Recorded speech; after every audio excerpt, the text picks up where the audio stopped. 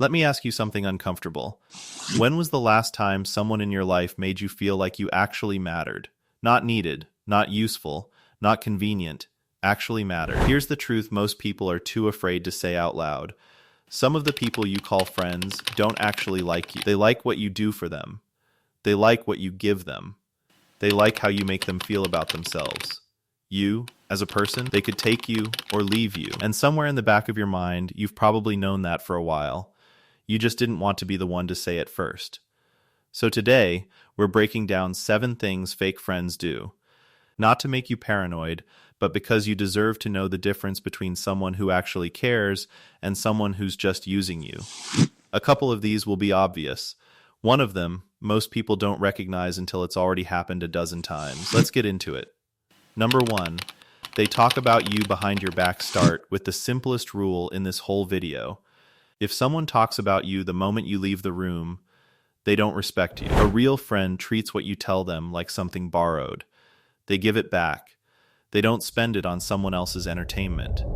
A fake friend does the opposite. The second you're not there to defend yourself, your struggles turn into gossip. Your vulnerable moments turn into a story they get to tell. Here's the psychology behind it. Gossip works like currency. Every time they hand over a piece of you, they're buying themselves a little closeness with whoever's listening, using you to pay for it. And they'll still smile at you tomorrow like nothing happened. Number 2, they disappear the moment it costs them something. Every friendship has a hidden price tag. You just don't find out what it is until things get hard. Watch what happens the next time something goes wrong around you. Do they speak up or go quiet and let someone else take the hit? Do they stand next to you or step back and let you stand there alone? A friend who only shows up when it's easy was never really showing up for you. They were showing up for how easy it was. That's not friendship. That's a fair weather alliance. And fair weather alliances end the exact moment you need them to hold. Number 3, they constantly cancel on you. Have you ever planned something weeks in advance only to get a last-minute text? Hey, so sorry, something came up. I really wanted to come, but can we reschedule? And then they never reschedule. Or they show up late, leave early, and spend the whole time on their phone anyway. Here's the part that stings. People make time for what matters to them. It really is that simple. If someone constantly cancels on you, it's not because their life is busier than yours. It's because you didn't make the cut that week. And no amount of reminding them, chasing them, or handing out second chances is going to change where you rank. You already learned you can't count on them. The hard part isn't learning that anymore. It's finally believing it enough to stop chasing. Quick pause before we keep going. If you're still here, I'm guessing this isn't hypothetical. You've probably already got a name or two in mind. Hold on to them. What's coming next hits differently. And one of them is the one people almost never talk about, even though almost everyone's lived through it. Number 4, they exclude you from their plans. You know that feeling when you find out your friends hung out without you, when you see the photos you weren't in, when you hear about the trip you somehow missed being invited to. That tightness in your chest isn't paranoia. Researchers who study social exclusion have found that being left out can register in the brain in some of the same regions as physical pain, which is part of why something so small can hurt this much. Fake friends will conveniently forget to invite you. They'll make plans right in front of you and act surprised when you notice. Once, it's an accident. Every time after that, it's a decision. Number 5, they call just to ask you for favors. Picture this. Your phone rings. You check the caller ID. It's been weeks, maybe months. You pick up anyway.